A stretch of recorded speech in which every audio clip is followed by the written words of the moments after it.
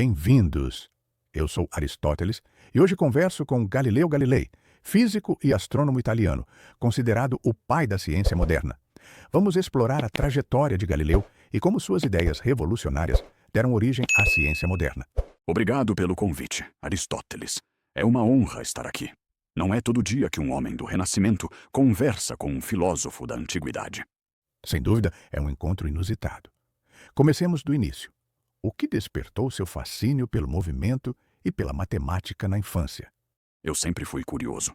Desde criança, os movimentos me encantavam. Aos 17 anos, observando um lustre balançar na Catedral de Pisa, percebi algo intrigante. Independentemente da amplitude do balanço, o tempo de cada oscilação era igual. Mais tarde, em casa, confirmei isso com dois pêndulos de comprimentos iguais, oscilando em amplitudes diferentes e sincronizados. Descobrir essa regularidade me empolgou para estudar física e matemática. Que interessante! Você já quantificava os fenômenos na juventude, algo que nós antigos raramente fazíamos. Sua fascinação pelo movimento já prenunciava o cientista que você se tornaria. De fato, eu quase segui a carreira de medicina a pedido do meu pai, mas minha paixão pela matemática falou mais alto e mudei de rumo ainda jovem. Aquela curiosidade inicial guiou toda a minha vida. Vamos às suas experiências. No meu tempo, acreditávamos que objetos mais pesados caem mais rápido que os leves. Você testou essa ideia, não? Testei. Fiz bolas rolar em planos inclinados para medir o tempo de queda sem a interferência do ar. O resultado: corpos de massas diferentes, na mesma altura, atingem o solo ao mesmo tempo em queda livre. Descobri a lei da queda dos corpos. A gravidade acelera igualmente todos os objetos, independentemente do peso. Surpreendente para quem vinha da física antiga. Você provou com experimentos o que contrariava a intuição e os meus escritos. Nós não costumávamos verificar assim. Confiávamos na observação casual e na lógica. Exato. Além da queda livre, estudei o movimento acelerado e o pêndulo de forma quantitativa. Pela primeira vez, expressamos esses movimentos em termos matemáticos, em vez de apenas descrições qualitativas. Seus experimentos em mecânica realmente lançaram as bases da física moderna. Você pegou ideias antes vagas e deu a elas medidas e leis precisas. Um feito pioneiro. Sua curiosidade também apontou para o céu. Com a invenção do telescópio, você desvendou mistérios celestes. O que você encontrou lá em cima? Muita coisa. Em 1609, aprimorei a luneta, telescópio, e passei a observar os astros. Logo vi que a Lua tem montanhas e crateras, não é lisa. Ou seja, não era o astro perfeito que pensávamos. Descobri 4 luas orbitando Júpiter, provando que nem tudo gira em torno da Terra. Eu percebi que Vênus passa por fases como a Lua, o que só faz sentido se Vênus orbita o Sol e não a Terra. Essas observações deram evidências fortes de que o modelo heliocêntrico de Copérnico estava correto. Incrível! Montanhas na Lua, luas em Júpiter, fases de Vênus. Isso abalou completamente a cosmologia que eu e meus sucessores defendíamos.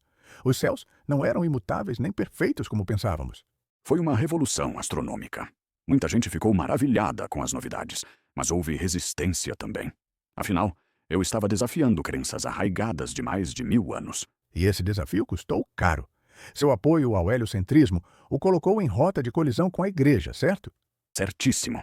Em 1633, fui levado perante a Inquisição por defender que a Terra se move.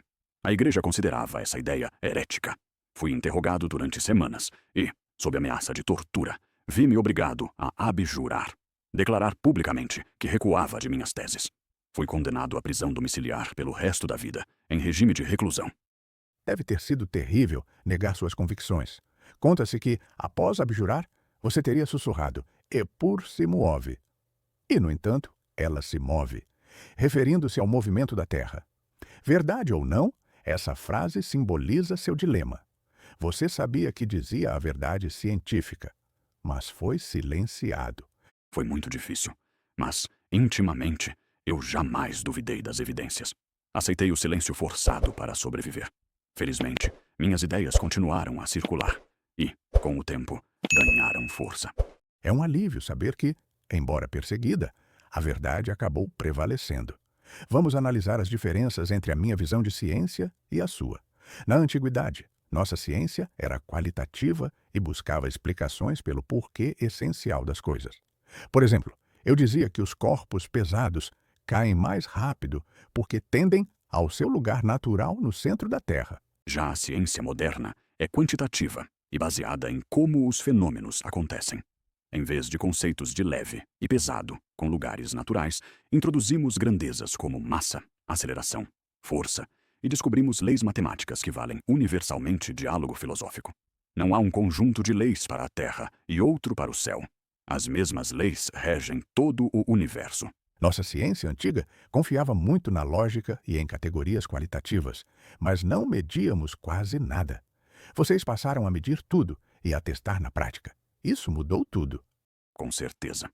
Eu friso sempre que a natureza está escrita em linguagem matemática. Como disse, a matemática é o alfabeto com o qual Deus escreveu o universo. Essa ideia de matematizar os fenômenos, encontrar equações para a queda dos corpos, para a trajetória dos planetas, etc., foi o que distinguiu a ciência moderna. E claro, tudo apoiado em observações experimentais rigorosas, não apenas em suposições. O contraste é claro. Você transformou o modo de investigar, do raciocínio puramente filosófico para a combinação de teoria, matemática e experiência. Esse novo modo de investigar ficou conhecido como método científico. Como você o descreveria? É simples e poderoso. Começa na observação de um fenômeno. Então, fazemos uma hipótese, uma explicação possível.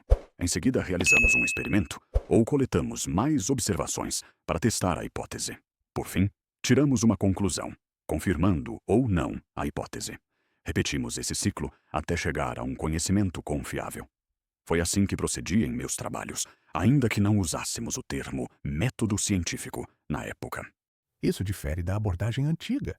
Nós tendíamos a partir de princípios gerais e deduzir conclusões, muitas vezes sem verificar. Você mostrou que é crucial testar. Essa é uma lição metodológica e também diria ética, não aceitar algo como verdade sem evidência. Perfeito. Eu até desafiei interpretações literais de escrituras religiosas quando elas conflitavam com os fatos observados. Defendi que, para entender a natureza, é preciso priorizar os experimentos e demonstrações. Esse pensamento fundamentou a prática científica desde então. Hoje, esse método orienta toda a ciência. É um legado intelectual seu e de outros do seu tempo, que beneficiou enormemente a humanidade, tornando o conhecimento mais confiável. Falando em legado, você é mesmo considerado pai da ciência moderna. Sua influência abriu caminho para todos os cientistas que vieram depois. Newton, por exemplo, construiu sobre suas descobertas e confirmou a importância das suas ideias. Fico orgulhoso disso. Claro que não trabalhei sozinho. Houve Kepler, Newton e muitos outros, mas reconheço que meus esforços marcaram o início de uma nova era. A transição da ciência antiga para a moderna tem muito a ver com o que fizemos no século XVII. E veja só, em 1992, a Igreja finalmente admitiu o erro em relação a você. O Papa João Paulo II oficialmente reabilitou seu nome, reconhecendo que sua condenação foi injusta. Demorou um pouco, uns 350 anos, mas antes tarde do que nunca. Fiquei satisfeito com essa retratação póstuma. Hoje, suas ideias são ensinadas nas escolas do mundo todo. É até curioso que ainda existam alguns poucos que negam fatos científicos. Há quem insista que a Terra é plana, acredite, mas a imensa maioria abraça o conhecimento que você ajudou a construir. Sempre haverá negacionistas, mas isso não apaga o progresso. A ciência que nasceu no meu tempo levou o homem à Lua, enviou sondas a outros planetas e nos deu tecnologias incríveis. Tudo isso é fruto daquela semente do método científico e do pensamento livre. Meu legado, se é que posso dizer assim, é ter ajudado a acender essa chama do saber. E que chama! A ciência moderna transformou nossa visão de mundo e continua nos levando mais longe. Caros ouvintes, ao refletir sobre este diálogo, vejo que, apesar de vivermos em épocas tão distantes, eu e Galileu compartilhamos algo fundamental: o amor à verdade. Eu disse certa vez que sou amigo de Platão, mas sou mais amigo da verdade. E Galileu personificou esse lema ao colocar as evidências acima de dogmas. Ambos valorizamos a observação da natureza. Eu, em meu modo rudimentar, e ele de forma sistemática e experimental. Essa honestidade em seguir os fatos é uma ética do conhecimento que atravessa os séculos. Para mim, fica claro que a verdade pode ser adiada, mas não suprimida. Ela sempre acaba vindo à luz. Galileu mostrou que filosofia e experiência não são opostas, mas aliadas. Sua coragem de confrontar verdades estabelecidas e sua humildade de se curvar à realidade inspiram até hoje. A lição que fica desse nosso bate-papo é clara. Devemos sempre questionar, observar e aprender, pois é assim que a humanidade avança em direção à verdade. Que possamos levar adiante esse legado de curiosidade, rigor e ética na busca do conhecimento. Bravo, Aristóteles! Foi um prazer conversar com você. O prazer foi meu. Agradeço a Galileu por esta conversa iluminadora e a vocês, ouvintes, pela companhia. Até o próximo episódio e sigamos sempre em busca da sabedoria.